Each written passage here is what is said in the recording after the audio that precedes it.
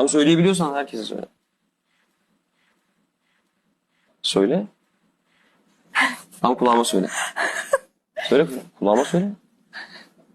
Stüdyoda zor anlar. Ama sesimiz gidiyor zaten şu an. Gidiyor değil mi? Ben hiçbir şey duymadım. Söylemem. Eleştirecek bir yanı yok. Gerçekten çok iyi. Çok... Ama gerçekten söylüyorum. Herkese merhaba arkadaşlar, kanalıma hoş geldiniz. Yine yepyeni bir videoyla karşınızdayız. Kan Çiçekleri dizi oyuncusu Yağmur Yüksel ve Barış Baktaş'tan yepyeni video geldi. Biz de anında sizlerle paylaşıyoruz.